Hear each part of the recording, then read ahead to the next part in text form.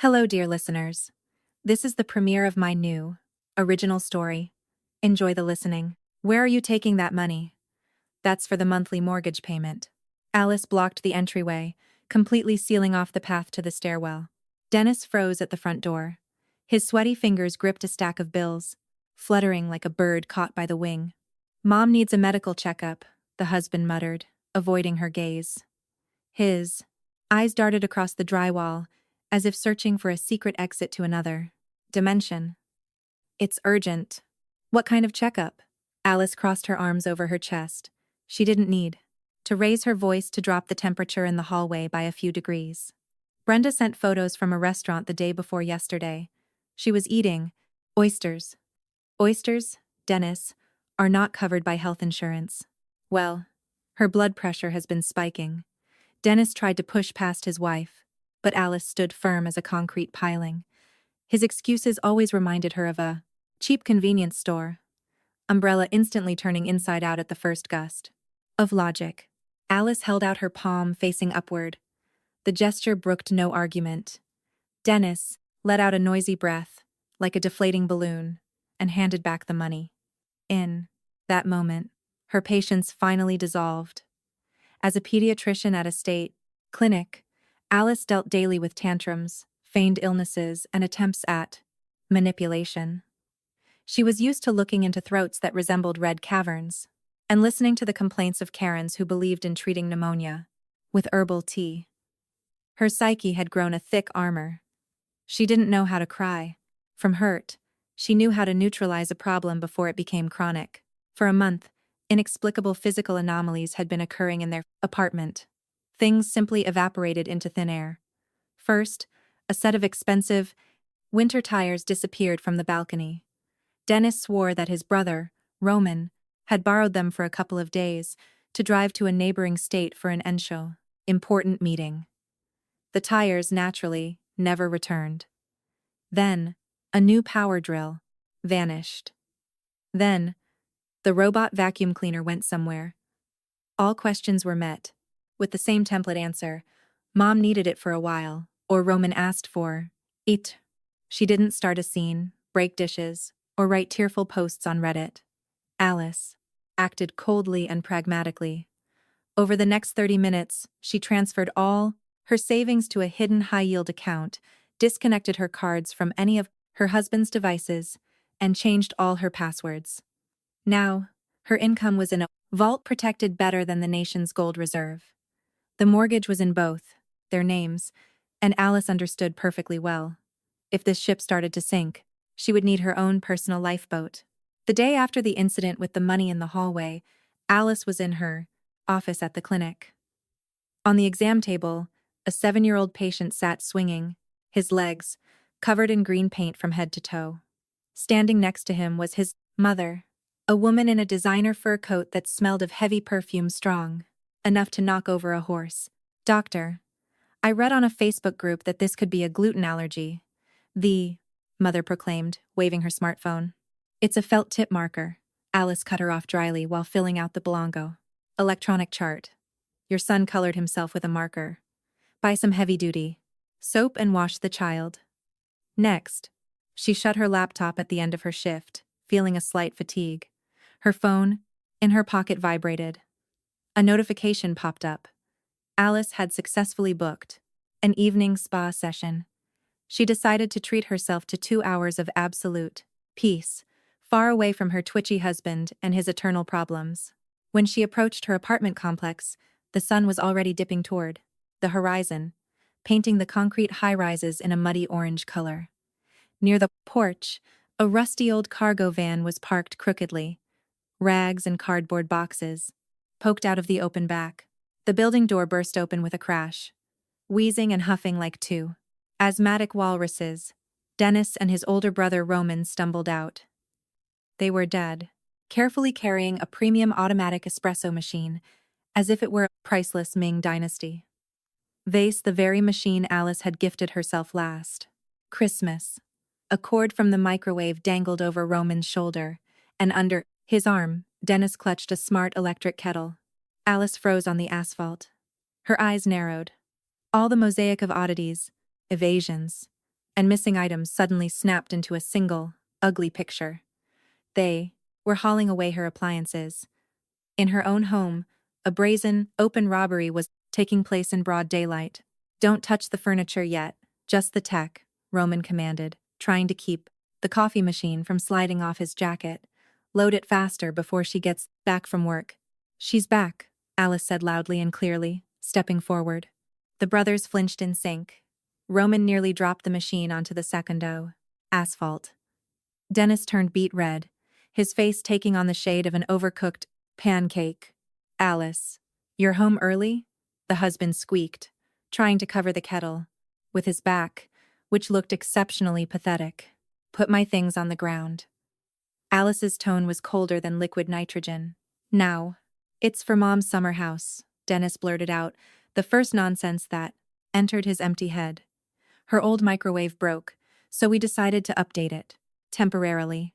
Alice took a step toward them. "A joint budget is when both contribute, but you've only been withdrawing toward your mother." The husband snapped. "Listen, stop getting in our way." He and his brother ignored her and rushed toward the open van. Roman rudely shoved Alice aside with his shoulder, and they began stuffing the microwave, kettle, and coffee machine inside, right onto the dirty cardboard. "Don't interfere, woman. You don't understand anything," Roman barked, slamming the van door shut with a clang. Alice took out her phone. She didn't intend to throw punches or dirty her hands. Dealing with two idiots wasn't in her plans. She tapped the contact Brenda. The rings didn't last long. Alice's mother-in-law was a woman monumental in her dimensions and steel-like in her principles. A former municipal office director, she was used to deciding people's fates with a single stroke of a stamp. She detested stupidity and filth, and she didn't stick her nose into her son's family simply because she had her own very busy life. "Yes, Alice," the mother-in-law's deep, well-modulated voice rang out. Jazz was playing in the background. "If this is about taking the poodle for the weekend, I'm passing. I have a bridge tournament." "Hello, Brenda." Alice spoke clearly, looking directly into Dennis's panicking eyes. Realizing who his wife was calling, he began waving his hands desperately, simulating an attack of muteness. "Could you please tell me to which exact Fursins coordinates of your non-existent summer house I should send the warranty card? For my espresso machine? Your sons claim that you urgently need kitchen appliances."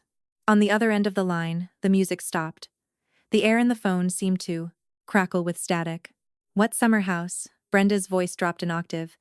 "I hate the outdoors more than I hate the IRS. What sons? What appliances? The very ones Dennis and Roman are loading into a dirty van outside my building. Right now." "Hiding behind your name," Alice said, relishing how Dennis grabbed his head. "I'll be there in 10 minutes. Hold those morons and don't let him drive away." The mother-in-law barked and hung up. Alice put her phone in her pocket. Dennis was pacing the sidewalk. Roman was feverishly yanking the van door handle, trying to start it. The engine emitted death rattles but wouldn't catch. Alice just stood there and watched. She had been waiting for a rideshare to get to her spa, but this show promised to be far more relaxing than any hot stone massage. But when a matte black, heavily tinted SUV pulled up to the curb instead of her rideshare, the situation ceased to be a domestic comedy. The heavy Jeep rolled over a puddle with a crunch, splashing the van's bumper, and braked predatorily. A meter from the brothers. The van's engine died completely. Roman turned so white his face blended with the dirty pavement. Dennis stopped pacing and pressed himself into the building door, resembling a flattened fly. The SUV doors opened simultaneously. 3 men stepped out. These weren't debt collectors from a bank.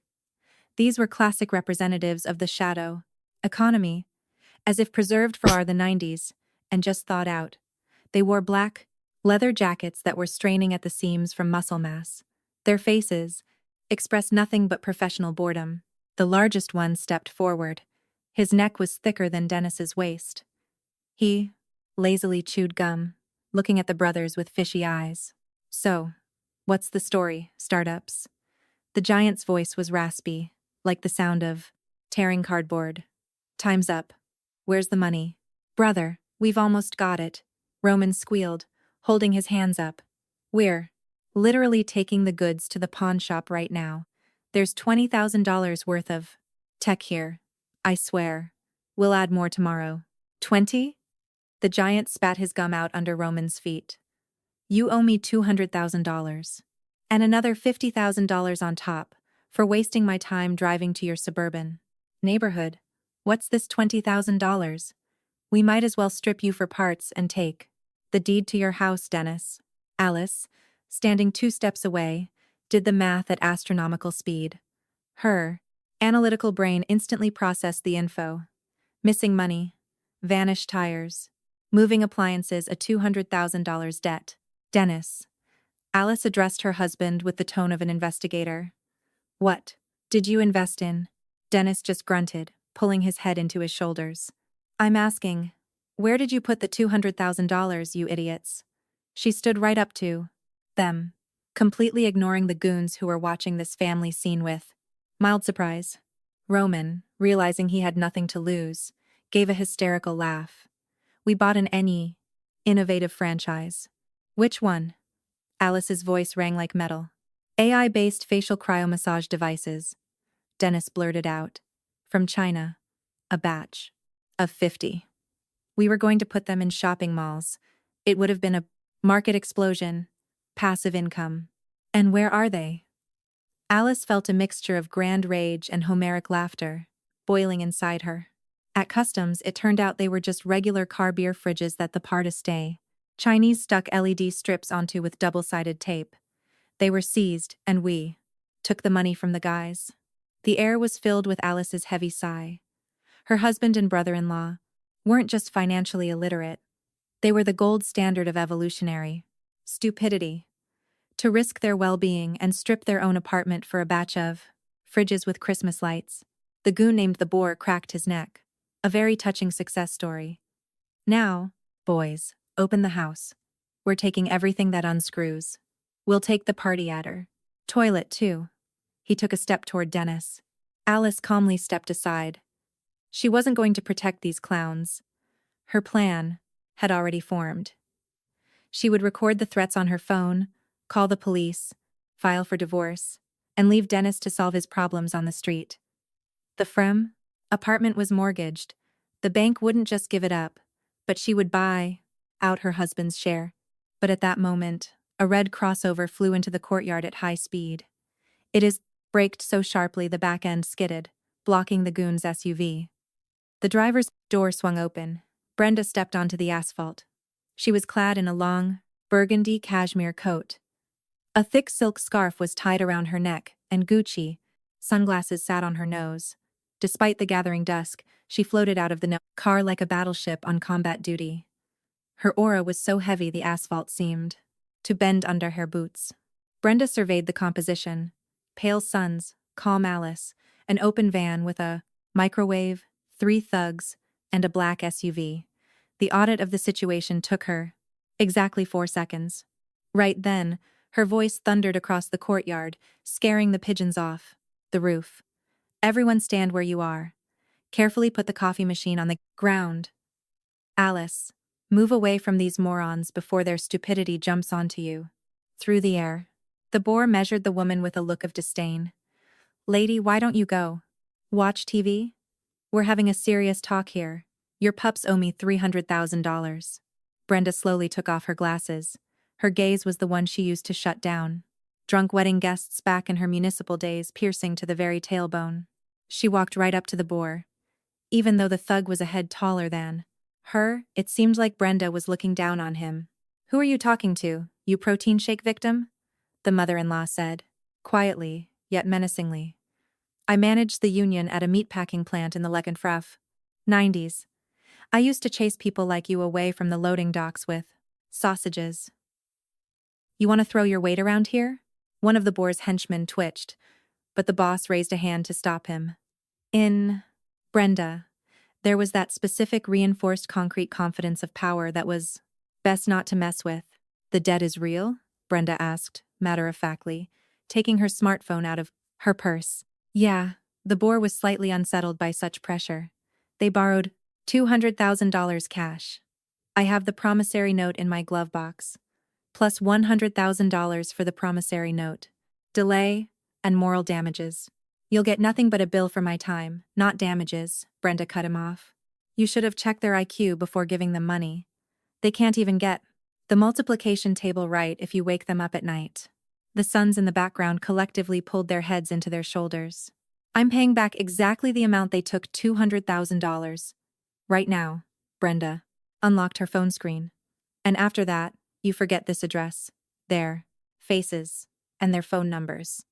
Otherwise, tomorrow morning, your entire organization will be explaining to the IRS where this cash came from.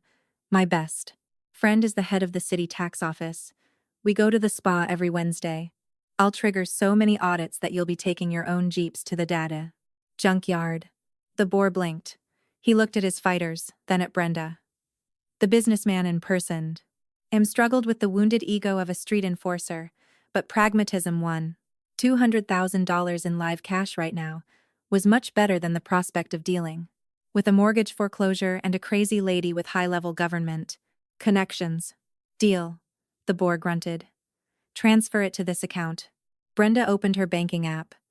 Alice watched with slight respect as her mother-in-law, without blinking, transferred $200,000 from her savings account. Brenda was an economical woman. She invested in stocks and always had a solid financial cushion her sons could only dream of. Done. The mother-in-law showed the screen to the thug. Now, give me the note. Fast. The boar nodded to his henchman. The man rushed to the SUV and brought back a relamestation, crumpled piece of paper. Brenda snatched it, checked the signatures, carefully, folded it in half, and tore it into tiny pieces, scattering them into the wind. Get out of here, she commanded the thugs. And don't let me see you here. Again. The boar grunted, shook his head, tossed a short, "See ya, lady," and climbed into the SUV. The black Jeep roared and disappeared around the corner, leaving behind only a cloud of exhaust. A silence hung in the courtyard. Dennis and Roman began to breathe slowly, straightening their shoulders. Uncertain, foolish smiles of saved rabbits appeared on their faces. "Mom, thank you," Dennis stammered, taking a step toward her. "We'll pay it all back, really. We'll come up with a new project, and—" "Silence!" Brenda commanded, with such force that Dennis choked on his own words. "Get the appliances out of the van immediately." The brothers, tails between their legs, rushed to the truck.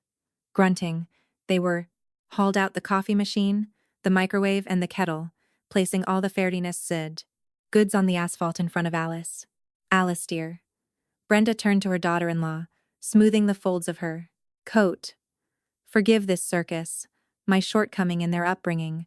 I thought their father's genes had faded, but no." Alice nodded, looking at her mother-in-law. There was never warm love between them, but there was always reinforced, concrete, mutual respect based on health, pragmatism. "Thank you for intervening, Brenda. Dennis can move the appliances back, but this is the last time he steps over the threshold." Dennis, who had just picked up the microwave, dropped it. Fortunately, it landed in a pile of dirty snow. "Alice, what are you doing?" He widened his eyes, blinking as if there was sand in them. "We solved everything. Mom fixed it. There are no more threats. There are no more threats from the goons.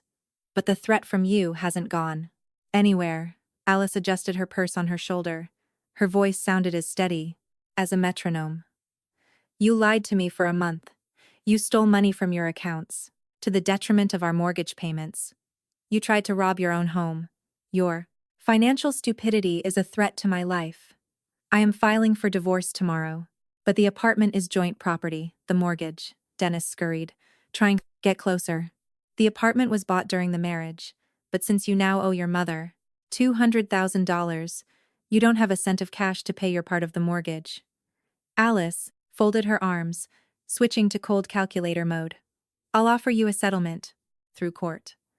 I buy out your share at a discount, take the mortgage on myself, and you move out and disappear." Dennis swallowed, turning an imploring look to his mother. "Mom, tell her. A person just made a mistake." Brenda adjusted her scarf, measuring her son with an icy look. "Alice is Absolutely right.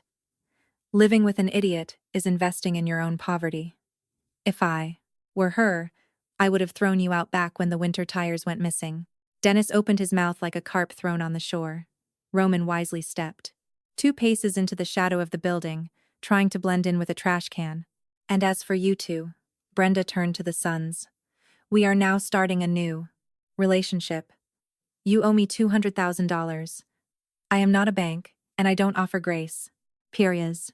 Mom, but we'll find a second job, Roman muttered. You already have, Brenda smiled predatorily. A good friend of mine won a greeting bile and tender for maintaining city parks.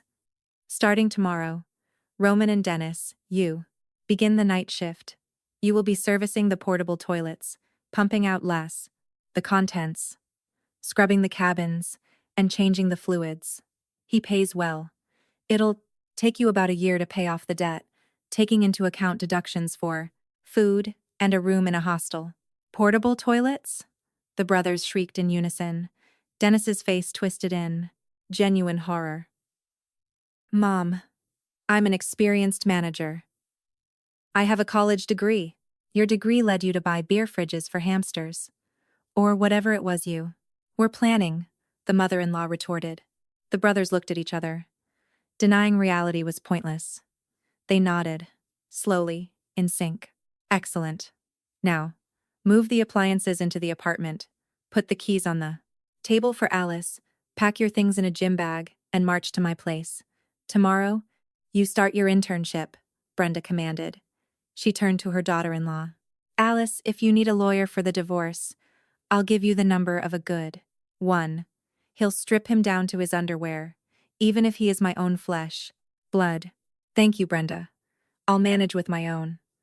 Alice smiled genuinely for the Grestinine. First time that evening. She stood at the door and watched as the two slouched.